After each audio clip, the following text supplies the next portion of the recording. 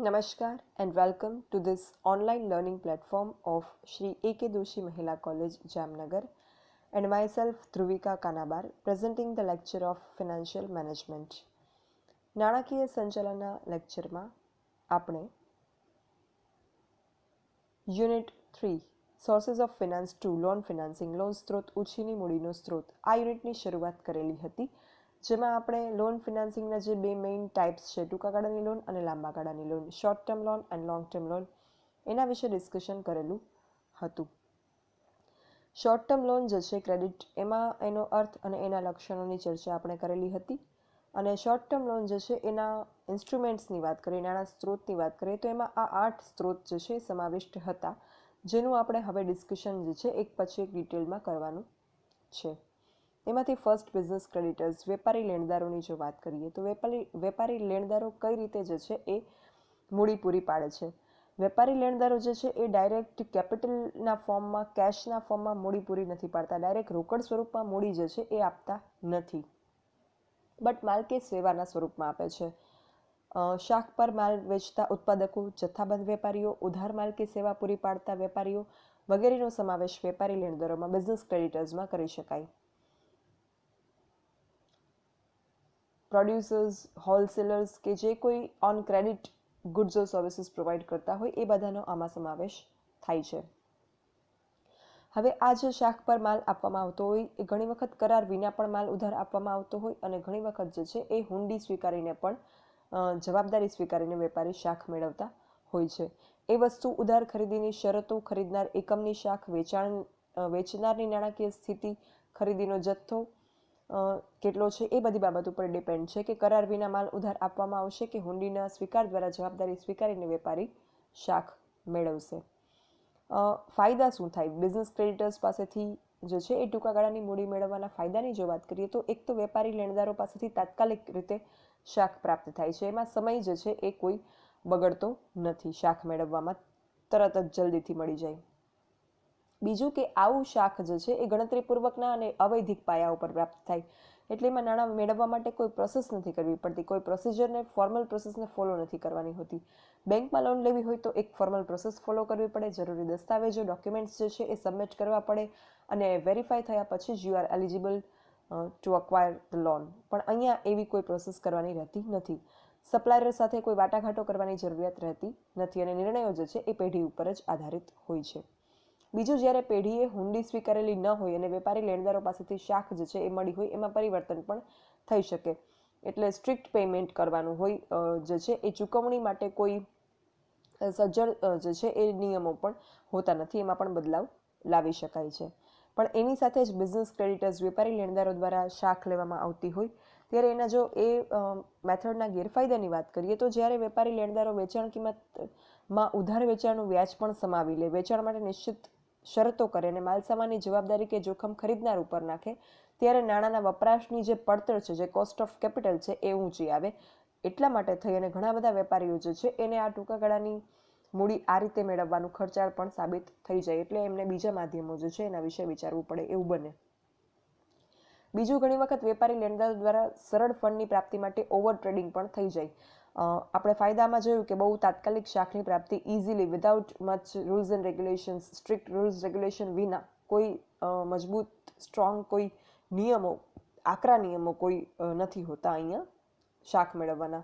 એટલે એ રીતે શાખ મળતી હોવાથી ઘણી વખત જે છે એ ફંડની પ્રાપ્તિ ઇઝીલી થાય તો ઓવર ટ્રેડિંગ થઈ જાય, એટલે વધારે શાખ જે છે એ લઈ લેવામાં આવે કે જે ભવિષ્યમાં પછી પેઢી માટે સમસ્યારૂપ બની રહે. તો આ વાત થઈ બિઝનેસ ક્રેડિટર્સ, વેપારી લેણદારો જે છે એ એમની પાસેથી કઈ રીતે ટૂંકા ગાળાની મૂડી પ્રાપ્ત થાય એની. પછી સેકન્ડ હતું આપણે જે શોર્ટ ટર્મ ફિનાન્સિંગના ઓપ્શન્સ છે, એમાં સેકન્ડ છે વેપારી બેંકો, કમર્શિયલ બેંક્સ. એ આપણે લોંગ ટર્મમાં પણ ચર્ચા કરવાની છે એ ટાઈપની, પણ અત્યારે જો ચર્ચા કરીએ તો કાર્યશીલ મૂડી મેળવવા માટે જે છે એ વેપારી બેંકોનું સ્થાન મહત્વનું છે. ટૂંકા ગાળાની કાર્યશીલ મૂડી જે છે એ ઇઝીલી વેપારી બેંકો પાસેથી મળી રહેતી હોય છે. અને બીજું કે ટૂંકા ગાળાની મૂડી જ્યારે મેળવવામાં આવે વેપારી બેંકો પાસેથી, ત્યારે કોઈ બહુ રૂલ્સ રેગ્યુલેશન પણ એટલા જ છે સ્ટ્રિક્ટ નથી હોતા, એટલે જેટલું પણ ફાઇનાન્સિંગ જોતું હોય ફોર શોર્ટ ટર્મ એ મળી જાય છે. અને એને જો રિન્યૂ કરતા રહીએ અમુક સમય પછી તો આપોઆપ એ લાંબા ગાળામાં પણ કન્વર્ટ થઈ જાય. એટલે અહીંયા જે છે એ મૂડીના ઘણા બધા પ્રશ્નો સોલ્વ થઈ જાય. વેપારી બેંકો જે છે એ loan, cash credit, bank overdraft દ્વારા હુંડી વટાવીને કાર્યશીલ મૂડીની મુદતી લોન કે નિકાસ માટેની શાખ દ્વારા કાર્યશીલ મૂડી જે છે એ પૂરી પાડી અને મહત્વનું સ્થાન જે છે એ પ્રદાન કરે છે. એમાં મુખ્ય જે 3 પદ્ધતિ છે, લોન, કેશ ક્રેડિટ અને ઓવરડ્રાફ્ટ, એનું આપણે જો વાત કરીએ તો લોન જે છે એ કઈ રીતે હોય તો વેપારી બેંક ઔદ્યોગિક એકમોને ચોક્કસ મુદત માટે લોન આપે અને એ લોન ઉપર જે છે એ એકમે વ્યાજ ચૂકવવાનું રહે.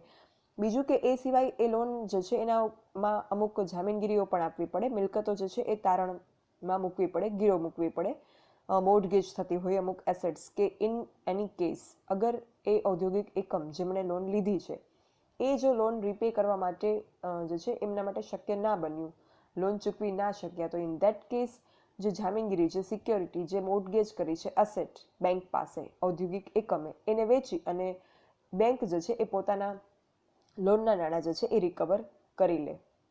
સેકન્ડ છે કેશ ક્રેડિટ. વેપારી બેંકો ધંધાકીય એકમની પ્રતિષ્ઠાને ધ્યાનમાં લઈને અમુક નક્કી કરેલી રકમ જે છે એ ઉપાડવાની છૂટ કે સગવડ આ પ્રકારની આપે છે અને એના ઉપર બેંક જે છે એ વ્યાજ વસૂલ કરે છે. કેશ ક્રેડિટ એટલે જે ક્રેડિટ છે, જે શાખ છે, એ શાખને ધ્યાનમાં લઈ એમની પ્રતિષ્ઠા ઉપર જે છે એમને અમુક રકમ કેશ ઉપાડવાની છૂટ આપવામાં આવતી હોય છે. અને એના પછી છે ઓવરડ્રાફ્ટ. ઓવરડ્રાફ્ટથી તમે બધા જ જે છે એ બિલકુલ પરિચિત છો. બેંક ઓવરડ્રાફ્ટ આ વર્ડ જે છે એ તમને વારંવાર અકાઉન્ટ્સમાં જે છે આની એન્ટ્રી કરવાની આવે છે. અકાઉન્ટ્સમાં તમે એની એન્ટ્રી કરો છો, એની પોસ્ટિંગ તમે ક્યાં કરો છો? બેલેન્સ શીટમાં લાયબિલિટીઝ સાઈડે. એટલે વેરી ક્લિયર કે ઓવરડ્રાફ્ટ જે છે એ એક જવાબદારી છે કંપની માટે. વેપારી બેંકો છે એ ધંધાકીય એકમોને એના ખાતામાં જેટલી પણ કેશ હોય, રકમ હોય, એનાથી વધારે રકમ ઉપાડવાની છૂટ અહીંયા આપે છે અને એના ઉપર બેંક વ્યાજ વસૂલ કરે, એને કહેવાય બેંક ઓવરડ્રાફ્ટ. ઓવરડ્રાફ્ટ એટલે મની વિથડ્રો કરવાનું, જ્યારે ઓવર અમાઉન્ટમાં મની વિથડ્રો કરવાની જ્યારે સગવડ બેંક પૂરી પાડે, that is called bank overdraft.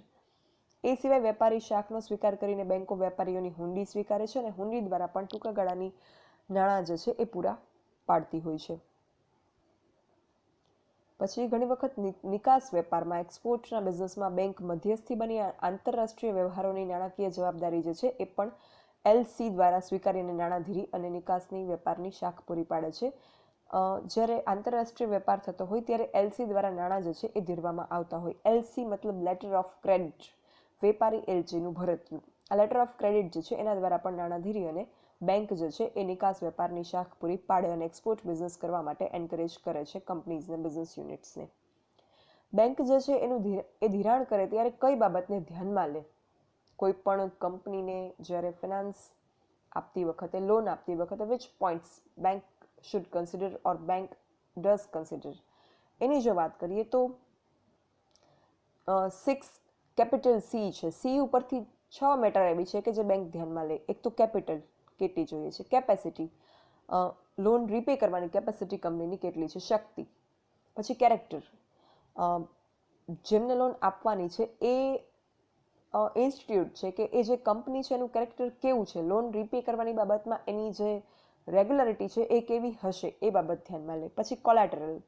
Collateral એટલે વધારાની જામીનગીરી, સિક્યોરિટી, એ કઈ પૂરી પાડે છે એ પણ બેંક ધ્યાનમાં લે, કંપની કઈ પૂરી પાડે છે. પછી કન્ડિશન, ધંધાની પરિસ્થિતિ કેવી છે, કંપની જે છે પ્રોફિટેબલ કન્ડિશનમાં, નફાકારક સ્થિતિમાં કાર્યરત છે, એ બાબત જોવે. અને લાસ્ટ સી, કવરેજ, તારણ ગાળો કેટલો છે, સમયગાળો કેટલો છે, એ બાબત જે છે એ બેંક ધ્યાનમાં લે.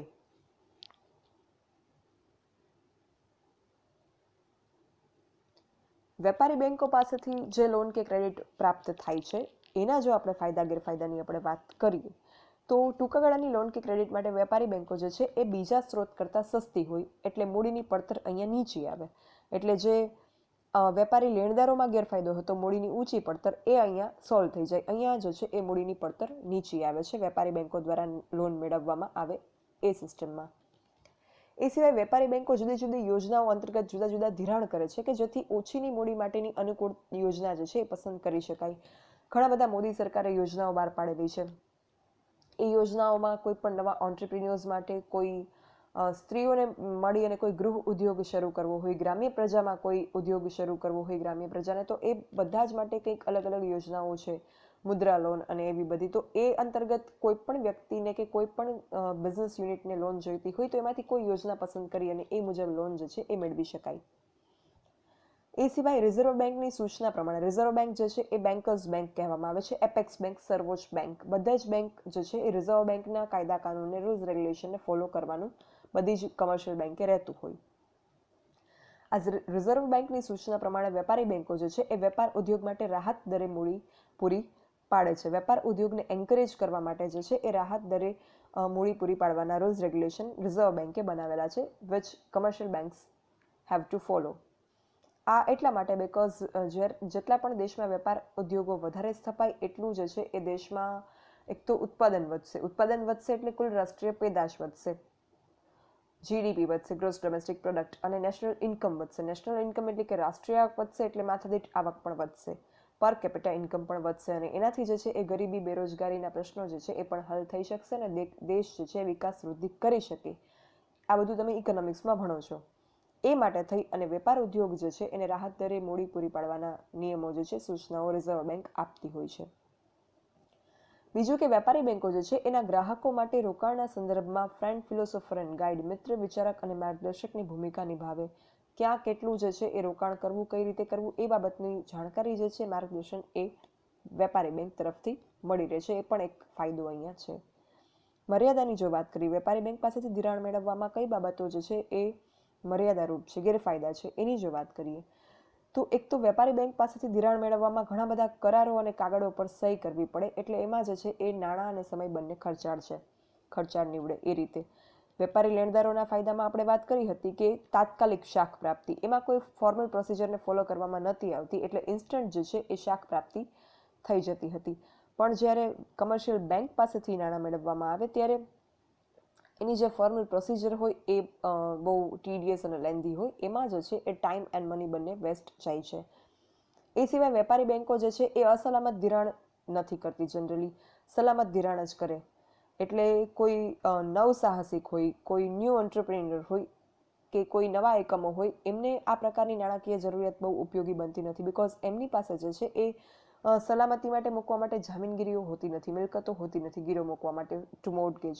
તો in that case they cannot avail the benefit of short-term loan by commercial banks.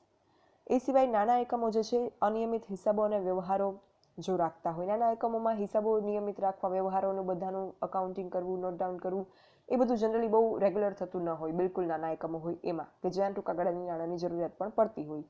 તો વેપારી બેંકો જે છે એના માટે કડક અને ટીકાત્મક વલણ જે છે એ અપનાવે છે. તો આ વસ્તુ પણ જે છે એ આ નાના પાયાના જે એકમો હોય એમના માટે એક અગવડરૂપ વસ્તુ, અવરોધરૂપ એક વસ્તુ જે છે એ બની જતી હોય છે. Commercial banks adopt a strict and criticizing attitude towards irregular accounts and transaction of small units, which is also one of the limitations of acquiring short-term finance from commercial banks. તો આ રીતે જે છે એ આપણે બે ટોપિકની ચર્ચા કરી. શોર્ટ ટર્મ લોન જે છે એ કયા સોર્સિસ દ્વારા મળી શકે, એમાં બે આપણે સોર્સિસ ચર્ચા કરી, વેપારી ક્રેડિટર્સ, વેપારી લેણદારો, business creditors, and commercial banks, વેપારી બેંક. આગળ ઉપર જે છે એ આપણે બીજા ટોપિક્સની પણ એમાં ચર્ચા કરવાની છે, અને ટર્મ લોન જે છે એનું આપણે બેઝિક ડિસ્કશન કરેલું છે, એનું પણ આપણે ડિટેલ ડિસ્કશન એના સોર્સિસનું આગળ ઉપર આ યુનિટ જે છે એ જેમ સમજતા જઈશું એમાં આવતું જશે. સો that's all for this session. Thank you. અને જો કોઈને કંઈ ડાઉટ કે ક્વેરી હોય, you can write me on this dbk.trivika@gmail.com. Thank you.